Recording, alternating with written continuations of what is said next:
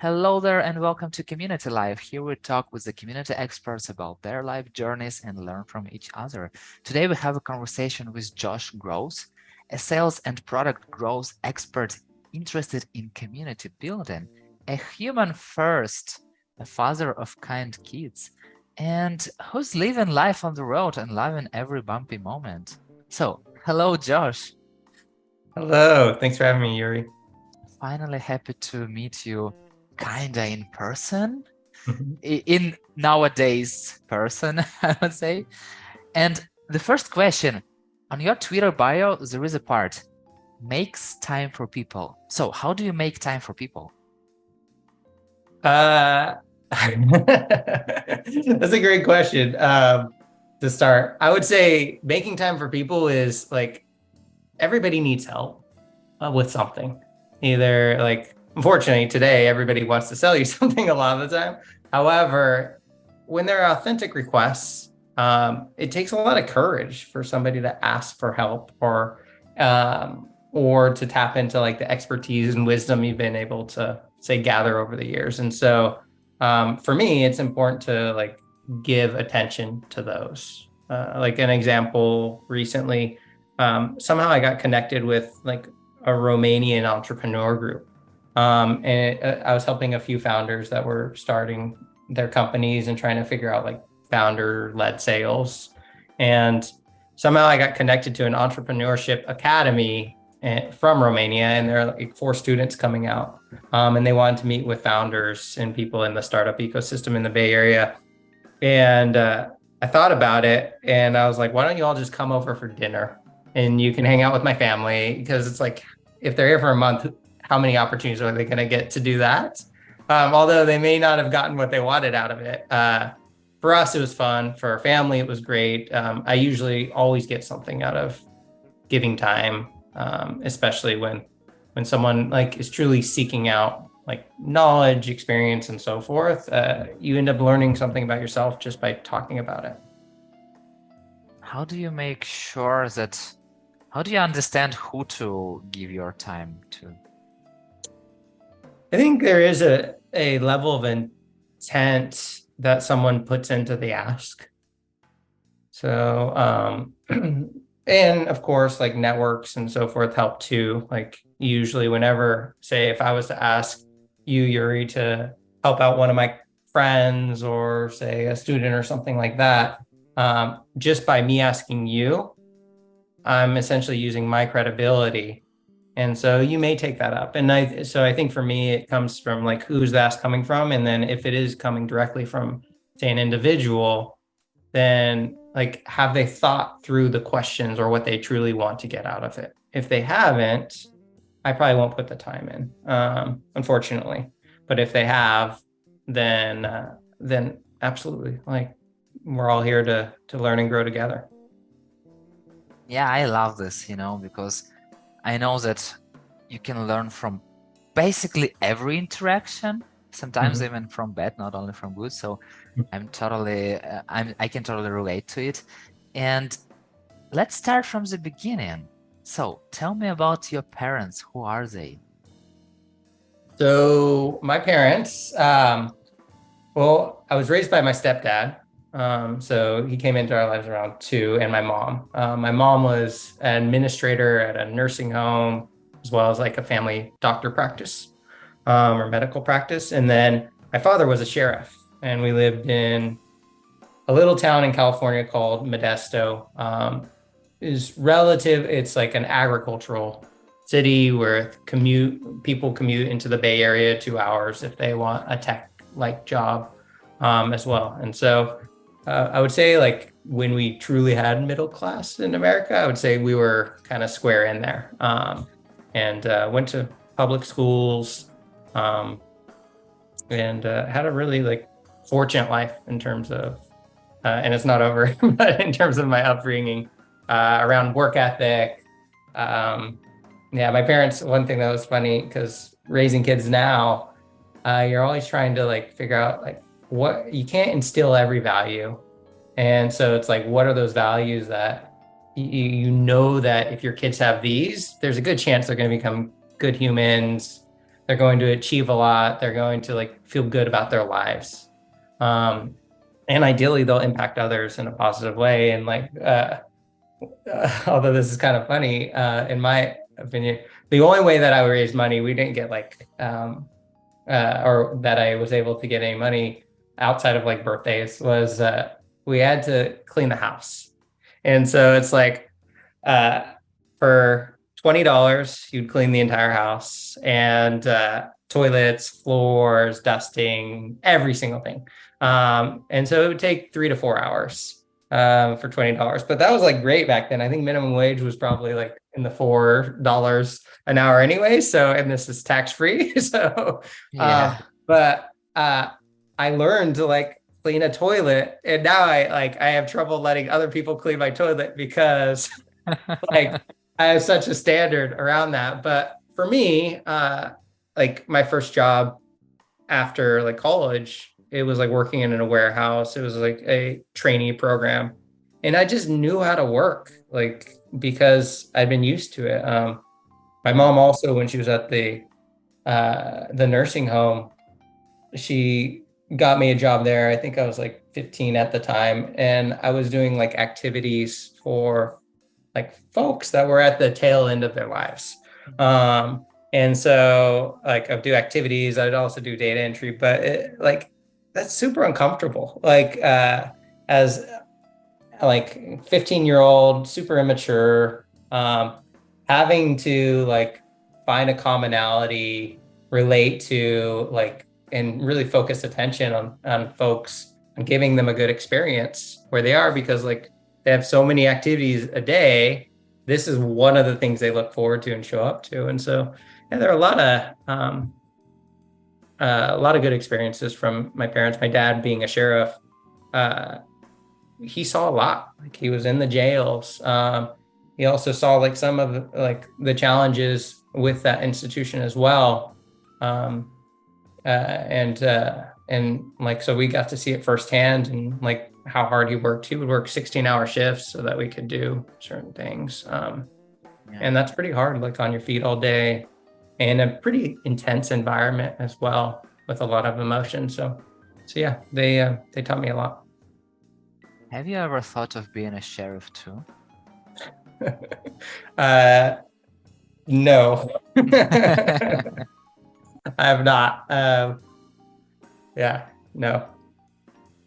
One funny story though about my dad as a sheriff was because he was around folks that had made, sometimes they were byproducts of their situation, and other times they made bad decisions. Like I'm not going to judge everybody that ends up in jail or that has broken the law, because it's always, you never know what their situation is. But in like fourth grade or third grade, I was so afraid that I was going to join a gang, because he made it sound like I was going to, like, if you hang out with the wrong people, you're in a gang and then you're in jail and this and that. And so I was like, how do you avoid being in a gang? Like, I was just like, am I going to be in a gang tomorrow? I don't know. So yeah, funny situations, but You never know. You never know. You know, there is no FAQs of how to avoid being in a gang. I know. Are we in a gang? Are we in the gang in our Slack workspaces right now? We may be gang members. You never know. And you also talked about values. So do you think those values your parents tried to give you changed for now? So are you trying to bring different values to your kids? I think with parenting, like there's a level of privilege that we have, like me personally, that my parents didn't have. My partner and I both got into tech. We've both taken risks that were somewhat unconventional at times, but both of us got good degrees and so forth. And so what that privilege enables you to do is like you get more control over your time. You have more like financial means perhaps as well. And by doing that, like my dad had to be at work. Like he only got paid when he was there, or my mom had to make sure that everybody was doing their job because she was running these, like either the nursing home or job. Like there was a lot of different types of stress and not necessarily accountability, but uh, like dedication that they had to provide on us every single day. They had to show up differently. Whereas like in my role, I have the flexibility of saying, you know what, like I want to carve out this time for my family, or like if my partner needs to like go, like she was just in Warsaw for work, like opening up an office, an engineering office there. Well, like now I have a week where it's me and the kids and Fillmore dog and uh and I need to change my entire schedule to a degree. And so Yeah. so that privilege, like that ability to do so, like the reason I talk about it is because it's like, for me, I think about like one, like, am I engaged at the right times? Like, do I have intention around how I'm engaging with them? Am I aware of when I'm being too critical and not supportive enough? Because like I feel like it's really hard. Like my parents couldn't go to all the sporting events or so forth, but for us, like we actually have the flexibility to do it, and so we are just naturally, by the flexibility in our life, we're able to instill different values or principles just indiscriminately. However, when I think about the values that, like, when I walk the kids to school, like we always have like a daily like affirmation, and we add to it each year. But it's like, I'm strong, I'm capable with hard work, discipline, kindness, um, and focus. I can do anything. When things get hard, I get stronger. When people say mean things, I don't care. When I get scared, I face my fears. You've got to listen to learn. And like we add to it each year. But when you have your like 3-year-old saying those type of things, regardless, like, yes, we could choose our words differently. It's just all about like, you want them to like always be pushing themselves to be better. And when they aren't better, it's okay too. I think that's the hard part as a parent, is especially when you have a lot of stress, is and you're pulled in so many different directions, is like if our son is unkind, um, how do we not just discipline, and how do we make sure that discipline matches so that he understands the impact and he can do enough self-care so that one day when I'm not there, he's able to be a great human without anybody but himself. And so, yeah, there's principles that I would say like we've just developed as we've grown, and values, of course, that we share with the kids. But like at the end of the day, like I feel like you're always like building on those values and refining. And as times change and things change, you're also relooking at like which values are going to help your kids live the best lives that they can. Yeah, as a parent, I can relate, and it's really a hard work. It's a hard work to understand what to say to them, what to teach them, and yeah. But I feel like you're a good dad, and I just laughed so hard. I saw the video where you were building a sled run for kids, and they were coming down and went the wrong direction, and it's like a voice behind the camera like, Josh, and you are jumping as a goalkeeper and trying to catch them but didn't. So and finally, I did redirect, so there was enough you redirect. Okay. that saved them from hitting the tree. Okay, so it was super safe. So what did you feel? What did you think at that moment? So it's funny, like you're a parent as well, so they're like innate like fight or flight or lizard brain mechanisms in us that like it just happens. Like when my first child was born, when I would hear a noise at night or like a little cry or anything like that, I would like literally jump out of bed like with a karate stand. I've never done karate, like, but it was like there was just like something that made my brain change to where like there was an ultra sensitivity to say danger or whatever. And so like for that one, it's like my kid's about to like careen into a tree and I know if I'm being called Joshua by my partner, it means that like there's Okay. something important. Okay, got And it. so you turn, you process, and you just jump. But yeah, I think like there's probably so many videos on the internet of parents just doing like things that seem completely, there's no thought to what they did. They just did it. And I think that that's just one of those things that triggers as you become a parent. Just a spider sense. Yeah, exactly. By the way, did you already buy an orchard to support your family business? Hey, what? Orchard. Oh, org chart. So interestingly enough, again, like with the privilege that we have, when my first child was born, we were able to find someone that could help us. So when she was 2 months old, we started interviewing nannies to help because we both worked full time, and this woman comes in. So when you're interviewing nannies, a lot of folks are like maybe college students, early 20s, and it's like an in-between job.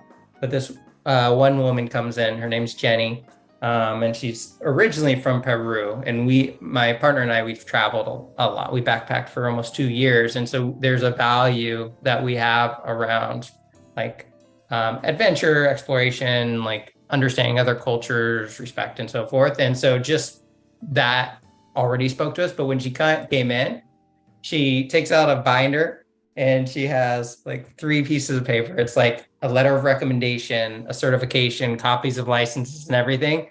And then she says, "Excuse me." And she walks over to our daughter Emerson in she's just in like a stroller. And she goes and leans in and says, "Hi, I'm Jenny. Nice to meet you." And then she comes back to us and like sits down. We're like, "Is this Mary Poppins? Like, what is going on?" And so Yes. now, 8+ years later, she's like, and now we have 3 kids as well. She's the glue. And then my in-laws will come every few weeks to help us as well. And so, yeah, it's definitely a collaboration at best. Yeah, and you're so lucky of having this person. Yes. Because there are a lot of different stories, about nannies and like Yes. making impact on children. And so what do you learn from your kids? Patience. Like self-control. So these are the things that you learn about, like you learn to refine. Curiosity, I would say, because you like making assumptions. Yesterday, my 8-year-old went to gymnastics, and she came back and she said one bad thing and one good thing happened.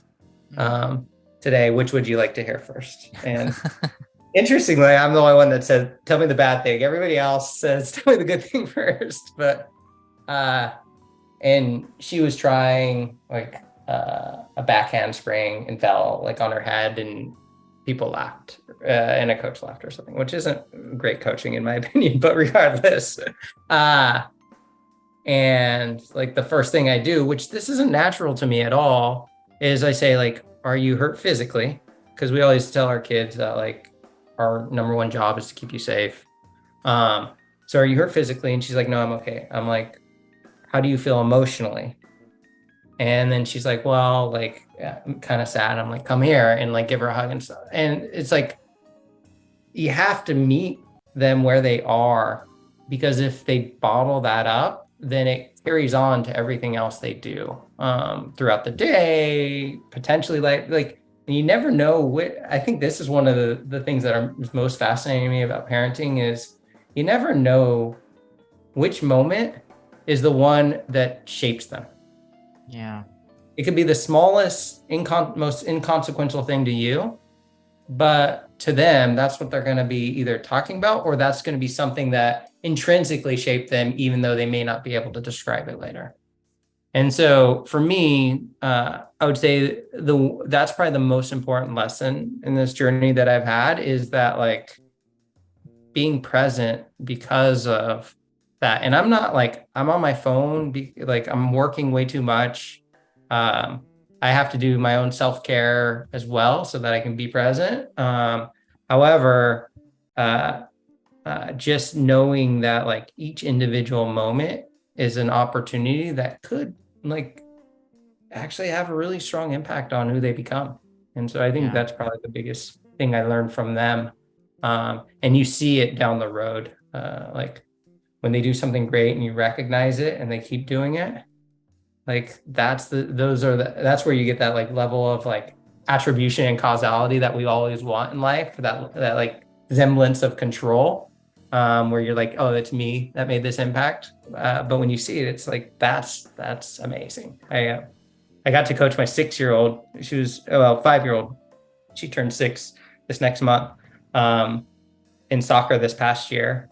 And the lesson I learned there, so I didn't want to coach. I was working too much, and I was like, it's my middle child, and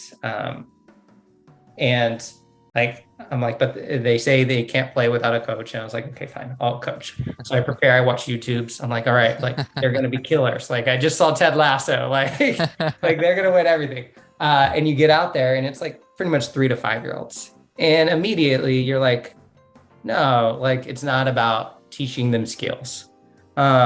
And so what I learned, and this was actually another thing that like I learned about myself that I had no idea, was if you just recognize a child when they do something well, they will do more of that. And if you can get a foundation, they're going to start to expand and do more of everything good. And so like all I did was like a kid would be like laying in the grass picking daisies, and they'd get up and they'd kick the ball, like walking by it. I'd be like, that was an amazing kick. Do you think you can do it again? Or they'd run in the right direction. Or somebody would be running towards the goal when others had the ball, or whatever. So we go from like, literally, I didn't think we'd win any game in the last game of the season. So these are 5-year-olds.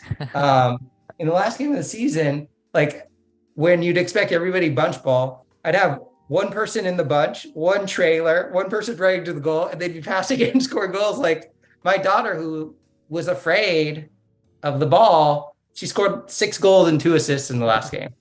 And she like, and they just never gave up. Yeah. And I was just like, it gives me chills because I was like, that was 16 hours. That's it that we spent together. And we turned them from like not even knowing why they're there to this level of confidence and direction and pride. And like you could see it in the parents too. And so I think that's something else, is like encouraging your kids, recognizing the things they do. And like, I need to get better. Everybody needs to get better. But it's the same in the work world too. It's the same everywhere, is like, recognize folks. Like, even if they say they don't want recognition, they still feel it. It still changes whatever mood they were in. Even if they don't react to it, it doesn't matter. It's like, it doesn't cost you anything. So. And you know, out of your story, I feel like you are a very mindful person, and you always analyze what happened and trying to find something good from that and trying to learn something from that. So where did you get the skill? Well, I appreciate that. That's a great compliment. In my opinion, again, that's a value that I hold. The only, like the most direct line to when I feel like I became more thoughtful about how I felt, my actions and so forth, it was like when I was like 13, I had like my first serious girlfriend, and she ended up breaking up with me for like a senior in high school, which is weird and pretty gross in my opinion. But regardless, at that time, like I realized that like I was sad. I was really sad. And at that time, I realized that like the act of being sad was that you really cared about something. Mhm. Because if you're not sad, you don't actually really care. It doesn't mean anything to you. And so like that's a great feeling to have in life, even though it hurts. because it's just a reminder that shit matters. And so I would say, like, for me, that was the first time of like actually like depth of thought in terms of like my actions, how they make me feel, and why. And then from there, once you start to have that like curiosity about yourself, you also have that curiosity about others as well. And like in my professional career, it's like every single call, like I want to know, like, what did I do well, what didn't I, or like how could I have done this better, or like with my son this morning, he wasn't being kind to his sisters, to his mother. And so now what I do is I take him upstairs, I sit in his room with him in front of the door, and he just lets his anger out. And like I have to control him from like if he's taking it out on me or anything, but he's just yelling it. And then over time, as I talk a little bit to him here and there, give him his space, and then he wears out into where like he approaches and hugs me, and then we work through like how can we deal with this better and so forth. And it's like it's always just like you're always looking for like, it's not necessarily perfection, because I don't know what perfection is, but it's more about like whatever I'm doing, whether it's work, personal, how I'm treating my partner, my kids, colleagues. It's like, is this making a net positive improvement? If it is, like, let's go and invest there. And so, yeah, I think there's just like a self-awareness and care about the interactions that you have by yourself or with others. Are you always patient with your kid? Are you kidding? Just rhetorical question, No, absolutely not. This morning, my son, I don't think he's getting enough sleep. He was angry because like my partner had to go to work and it didn't go exactly how he wanted. And so I was getting everybody ready for school, and he walked out down the street, and he's 3. But my 8-year-old is standing outside, and she just let him walk out there. And I'm like, you have a responsibility. I was furious. like you don't just like let a 3-year-old go, and she's there, she knows better. And so, yeah, like I definitely, and the other thing I struggle with in terms of having patience is if somebody like intentionally asks for help or this or that, you provide it to them, and then they don't use that help. Or they don't like take that advice, even though they acknowledge it, they don't put the work in. So I think I truly have a lack of patience for people that are like, their actions are different than their words, in the sense that like, this is something important to me, then why isn't it what you're working on? Or why isn't this? Or why isn't that? And yes, I understand there needs to be a level of curiosity as to why they're not. However, that is one of those values in me that I think that is also, it demonstrates a lack of patience at times. On the Redshirt's website, it was written about you that as a child, he loved snowboarding, mischief, and girls. So tell me a story where all of these 3 things were included. So all of these things? All of these 3, like snowboarding, mischief, and girls. Well, like, so I don't know if there is a perfect one for this. However, like I was somewhat of a risk taker snowboarding. And so I was somewhat of a showboat at times. And so one time I went snowboarding. I was 13 at the time, and I was with like some guys, and we were like going through some of the like uncharted stuff, trying to be really cool. And I came off this lip, but I didn't realize there was like a big drop off. And so as I came through, I fell and broke my arm, and it just like snapped up, and I could feel it, but I had never broken my arm before like that. And then, so I get up, I start snowboarding down, and my arm is like literally bent like this. And I still don't really, I'm still in shock. And I sit down at the like bottom of the run, which is like the mid mountain. And I look down and I'm like, oh my gosh, like my arm. And so we take a picture because I still had enough adrenaline to where I could smile and think it's cool. And I'm like 13. And then like the patrol comes and they put me in the like thing and they drive me down. But yeah, I did show off a little bit, for sure. Like, and a lot of that was for attention, but that's what 13-year-olds do. Like, so. Yeah, exactly. You can, if you connect 13 years old and a snowboard, Yeah. you know what might happen. And a little adrenaline. So. You recently wrote that my biggest weakness is a strong tolerance for doing things that don't scale. So what did you recently do that doesn't scale?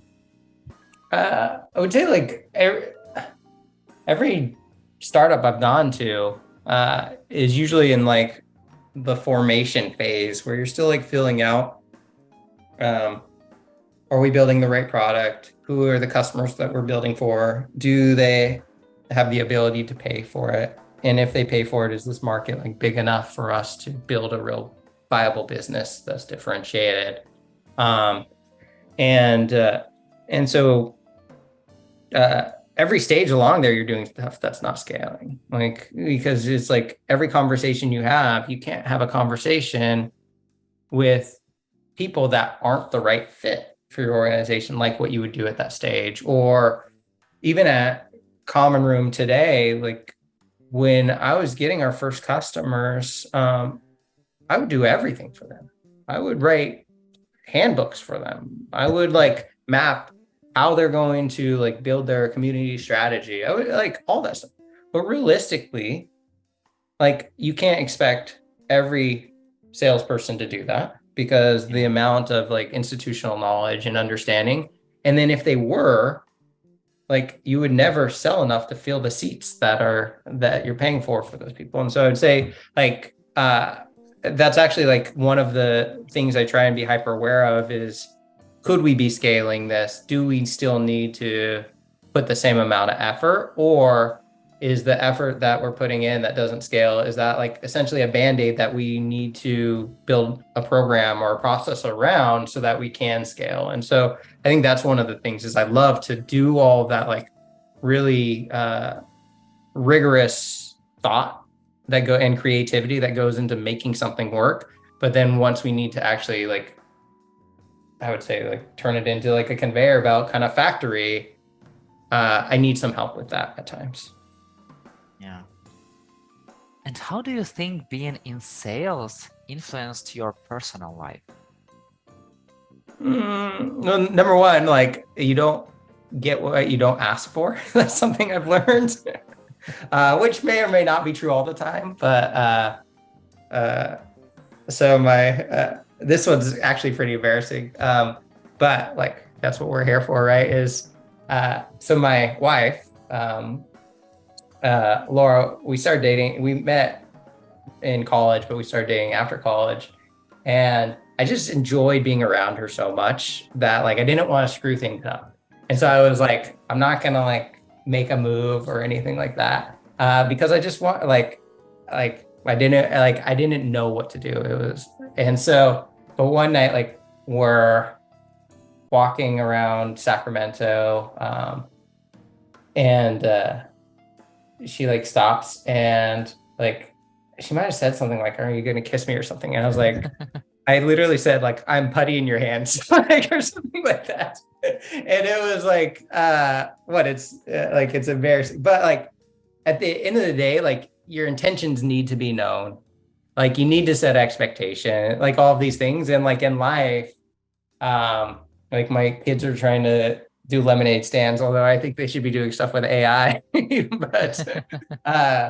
But it's like, if you want to sell this lemonade, what's the best way to do it? And so like I've like positioning, understanding pain, like what are their priorities, like using whatever you have to influence their behavior. Like that's life.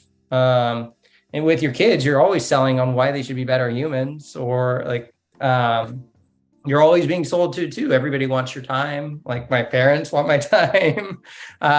And so it's there are a lot of like, although I try not to think of them all as transactions, and I don't think I do, but it's you're being sold or selling all the time. Yeah, I really asked this question because I I was and I'm still having the sales hero community in Ukraine, and it's like, a lot of techniques from sales are really usable in life. And even when you are talking, when I'm talking to a kid, you know, if I want him to do something, it's not like I'm just asking, would you like to do it or not? And I'm just asking, would you like to do it this style or this style? So Yeah. it Yeah. always works, it always helps. Yeah, you got to give two choices. That's a game changer once you realize that one. Yeah, I'm not asking if you will do it. I will Yeah. ask you what exact way you will do Yeah, it.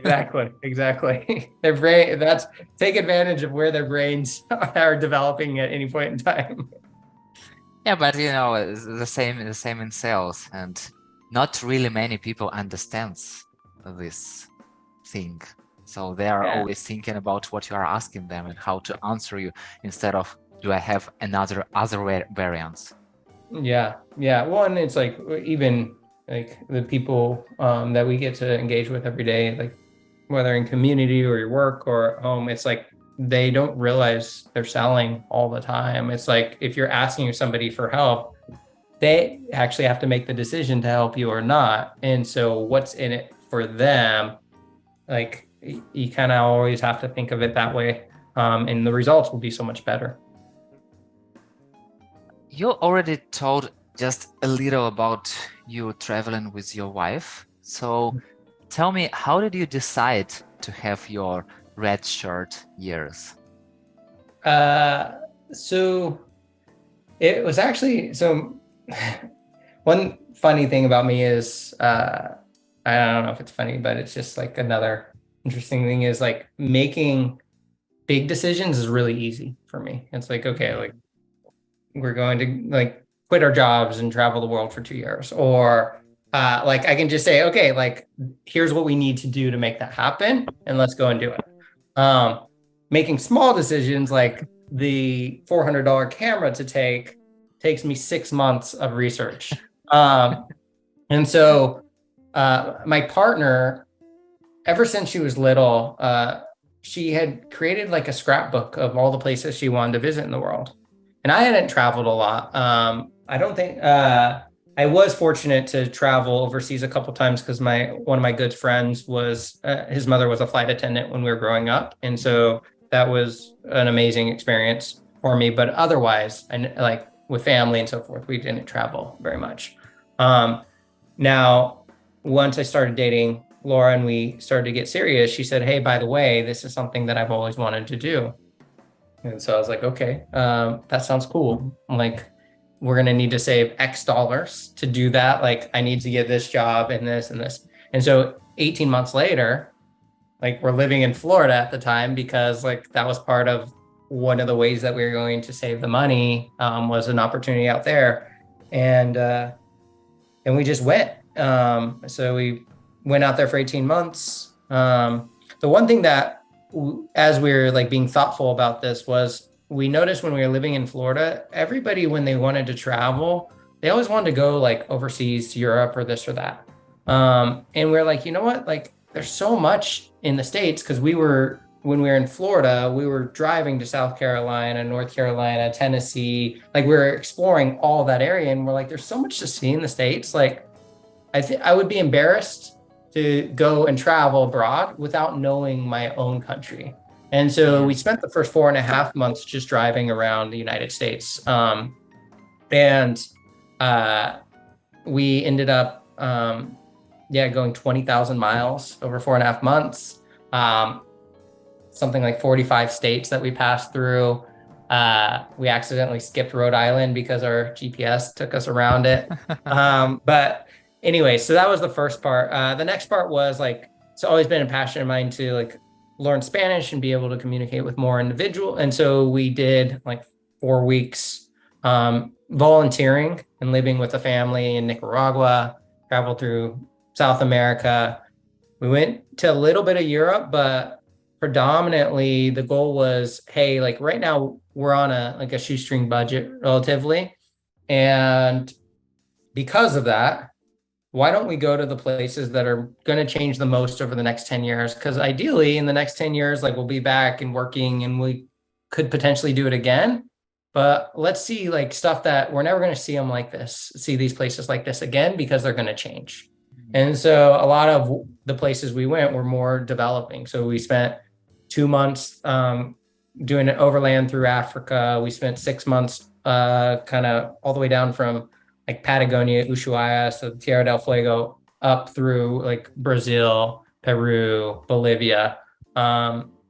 We spent 2 months traveling by train, bus through India.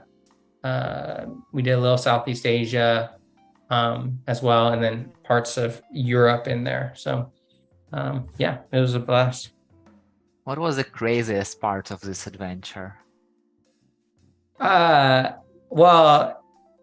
I think this would be the craziest thing to everybody else. So in 2011, we left, or 2012 is really when we went abroad. We didn't take cell phones. We didn't even take a cell phone. We did blogs. So we brought like a small laptop, but that was it. So that's probably the craziest thing looking back at it. But I would say in terms of while we're traveling, like we were always doing something crazy. Like we were getting on a boat at 2 a.m.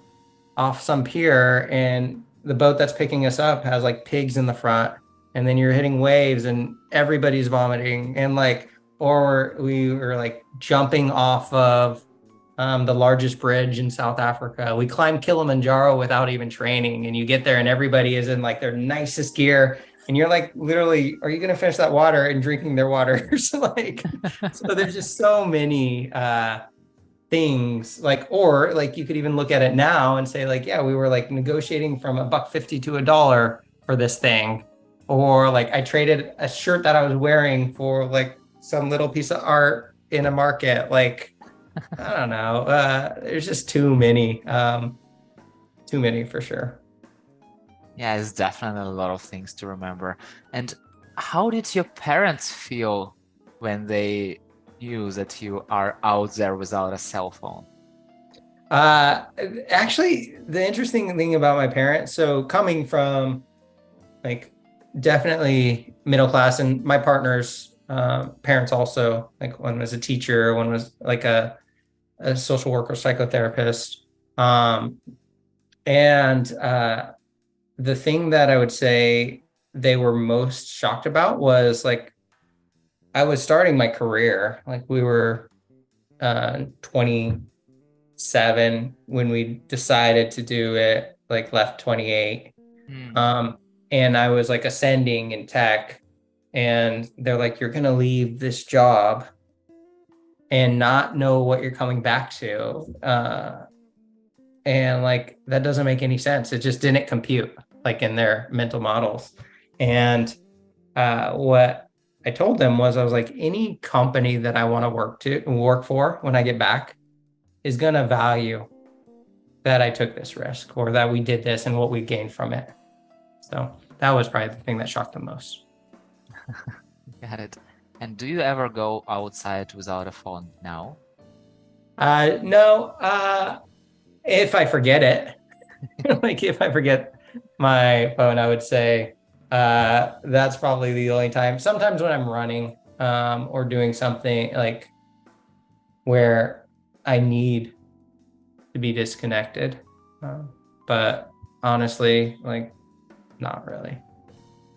You also shared that it was a picture of your doing sporting activities, and interesting how peaks and valleys correlate to life events. Need to work on that.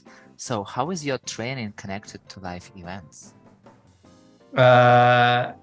So I think you use the term training loosely because that I would say, just by the sheer nature of the word training, it feels like you're going towards some milestone and training for something. Um, it's hard. Like you probably see it. It's like I try and be 100% into whatever I'm doing. And so if I change jobs and I go and I work at a startup, then like I'm going to contribute on day one. So like, how do you do that? Well, like you have to put in the time. There's no shortcuts there. A lot of it is like creation. You're creating things nonstop. And so, so I would say those life events, like one, like your kids, especially when you're not getting sleep, like you just like don't have the capacity for anything else. Work, when you like when you're carrying the weight of your company on your shoulders or you feel that way, you're going to spend an excess amount of time on that.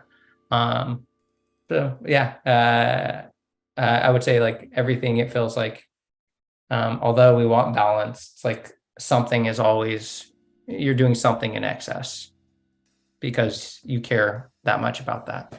And so that's when training, that's those valleys, I would say. Got it. How do you choose what book to read?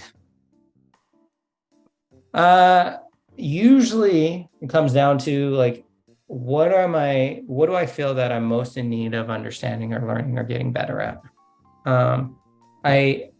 I've struggled actually at times to read fiction. So interestingly, when we backpacked, that's when I said to myself, I'm going to read all this like historical fiction, all this pop culture fiction, all that on there. And so it's like, that was the first time I read the Harry Potters, but I also read all like the Russian, like War and Peace, Crime and Punishments, all of that, because I was like, this is my time to improve myself. And one way that I want to do that is to just understand the importance of like literary history. And so today, though, unfortunately, I probably spend more time just on books that help me improve in areas that I want to improve, whether it's like parenting, sales, understanding developer relations, whatever it is. Now, aside from that, of course, like we read with our kids every single night. And so I get to read with them like Harry Potter's or Junie B. Jones or whatever they care about at that time. Yeah, but once again, there are a lot of, if you are talking about books about sales or parenting, there are a lot of them. So how do you choose a concrete book to read? So usually it will either come by recommendations. It may hit my radar, via people I respect. Like just the other day, I bought a book. I met just on like a one-on-one with someone that I've met through community, and he asked me if I had read a book. I hadn't. I asked him what he got out of it. He said he liked these perspectives, and so I just bought it. And so now, like, it's sitting there. It'll be in the 12 stack next to my bed. However, now I've got that one lined up. So yeah, and then also like I shy away from like very tactical books, like this is how you do it. I want something that like expands my mind versus just helps refine a lot of the times. Unless it comes extraordinarily highly recommended. Have you ever chosen a book by its cover? I'm sure as a kid. I would say I've not chosen a book by its cover, unfortunately. So. You never know, maybe it's fortunately, because what I noticed is that there are so many books and you are starting reading them and that's like, why am I really reading this book? Yeah. I've definitely not chosen a book because of reviews. So. And you shared once that you bought this book, Phenocracy, by recommendation, and you received an autographed copy, even though you bought it used. So how did you feel back then? I don't know, like it's cool. It's kind of like anything else, surprise and delight, because when I buy a book, if I can, I always get like, we're very much like, even for our kids, like the only clothes they get are hand-me-downs or through Goodwill, which is like a local, like reused, people donate and they sell and so forth. And so books are the same way to me. It's like, it's not going to change my experience with a book, whether it's been read or not. And so with that one, so yeah, I met Christina Garnett at maybe it was like Clicks or some conference, and she had mentioned the book, and I literally ordered it while I was watching her present. And then it comes, and yeah, it's signed by their CEO. I wonder if I should put it on eBay now. So Yeah, it's a really fun story. And what does given advice mean for you? giving advice, Yes. I would say it's not about giving advice. It's like it's more about like, does it help somebody? So it's like I can tell people what to do all day long, but like I don't want to do that. I want them to like, one, figure out how it applies to themselves, but actually use it and see a noticeable improvement.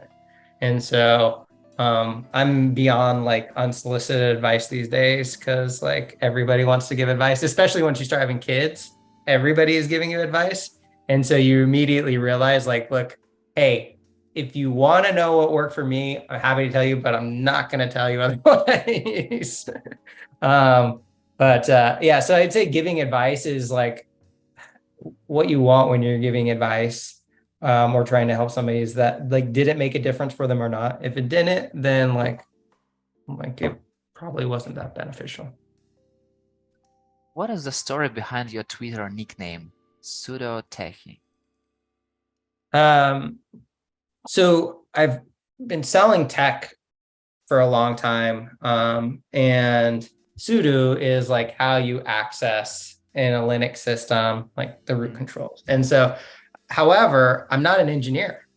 And so sudo, also PSUEDO, is like somewhat false. Like, so I chose that. I think I still have the domain, because I was going to write about like how these things work so that anybody could understand it. Because what I found for myself is when you're talking with someone that is an expert in their field, like they say a lot of things that if you don't have the awareness of what they mean or the context of them, you miss opportunities to have really great conversations with people.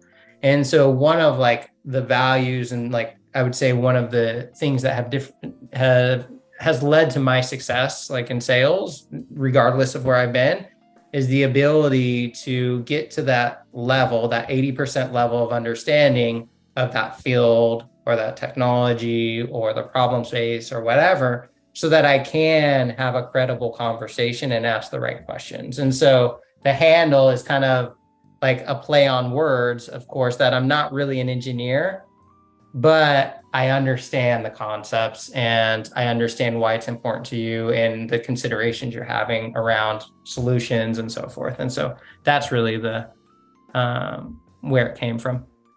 And when you're encountering something new, what is the best way for you to learn? My favorite way to learn is like to listen to podcasts while like on a bike or running or something like that, because then I'm just like focused on that one thing. Teaching and discussions with experts helps tremendously, because for me, one of the things I'm always trying to do is take in more information than what somebody that actually does the job can. Meaning like today, if you lead a developer relations team or a community team or whatever, you have so much to do that it's really hard to actually learn about your field, because like you're doing the work. But my whole job is to add value. And so I can consume all this stuff. And if I can distill it down and help you and share like these learnings in a way that's much more like digestible for you, then like that's my value add. And so, so that's how I think about like learning, why it's so dang important to always be learning, and then what you do with it. Because if you're not going to use it and share it and refine what you learn and put your own like take on it, then it's like you just wasted your time and somebody else's potentially. Some time ago, you tweeted, "My 2-year-old ate dog poop this morning." What did you do when discovered it? Well, like I have a very strong I would say like reaction to smells and disgusting things, and so like I literally started gagging. like, yeah, that's what we get for giving them so many chocolate chip pancakes. like they think everything's a chocolate chip. No, I literally like was cleaning it up while like vomiting or at least dry heaving. So good talk. Oh, what a nice experience to have. I can only imagine your kids, somewhere in their 30s being like a great expert and like, tell me about your childhood. When I was 2 years old. Yeah, my 3 funny enough, like he's learned to like whenever he thinks something's gonna be gross, he like does an actual retch. Like that's his expression for like I don't like that, and he just goes "Ah," and it's like yeah. But just hearing you tell me that story, it actually made my stomach tighten up. Yeah, I can totally understand you. And Josh, I really wish to have the sky as the limit to our conversation, but time is the limit. So let's jump to the rapid fire questions. Are you Okay. ready? Yep. So, in person or online working meetings? I would always prefer in person if I can. Happiness or sadness? I feel like happiness is fleeting, sadness teaches you more. What are your favorite color and song? Uh, color is green. Song is The Darkness, I believe in a thing called Love, if you ever heard it. Yeah, it's great. And if you were a superhero, what superpower would you have?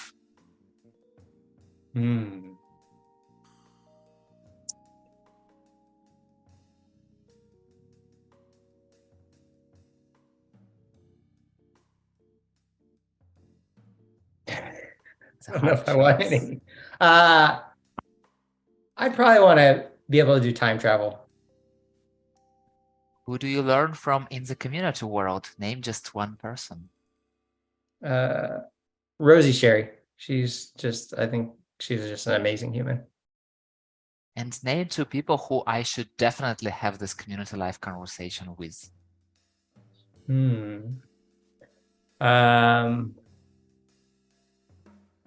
Community life conversations with, I would say, if you haven't had a conversation with Scott Wilder, he's one because he's just been in this space for so long and at such amazing companies. That would be somebody for sure that I would look to. And then someone else that I really appreciate because of their enthusiasm and that they've just jumped in, coming from a marketing background, is Esther Trapato from Amplitude, because she's got so many fresh perspectives, and I think just the energy she's shown probably makes her a very interesting human that we can learn from. And is there one question that I definitely should have asked you but didn't?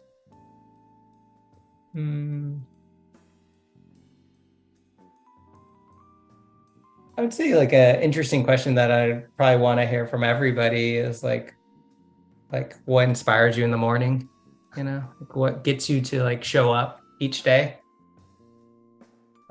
That would be the question. So what inspires you in the morning? Well, I want you to answer first now. You are asking me this question? Yeah, I would love to hear what yours is. Oh, that's a really good question. Basically, most of the mornings, what really makes me to wake up is my alarm. And secondly, I understand it may sound a little vague, but I understand that I want to make this world a better place. And I understand that I definitely cannot do this alone. So I really want to understand my place in this, making the world a better place process, and what I can do, and what my family, what we can all together, and all the community world and people I encounter, what we all together can do to make the world better. It sounds a little weird because when you're like this fashion contest, it's like peace in the world. But I'm from Ukraine, so that's kind of exactly what I want. Oh, yeah. And what was about you? I would say the thing that gets me up and performing, because that's really what we're doing, is performing every single day, is commitments, like the commitments I make to people, to myself, to my family. And so I think for me, that's probably what continues to inspire me to show up, is holding those commitments. So, Yeah. um, Josh, thank you very much for this amazing conversation. A lot of nice stories, a lot of laugh, a little of sadness sometimes. But that's exactly how the life is. And I'm super really happy to finally meet you in this one-on-one conversation, let's say. And yeah, it's super nice to get to know you as a human. well, thank you. Thanks for inviting me on, and for the thoughtful questions and the research you did. And it's fun. These aren't conversations you get to have every day. And see you in the community world. All right. Thanks, Sherry. And thank you so much for listening. If you like the episode, hit the like button or 5 stars and share it with your friends. That's it. We're done. See you in the next episode.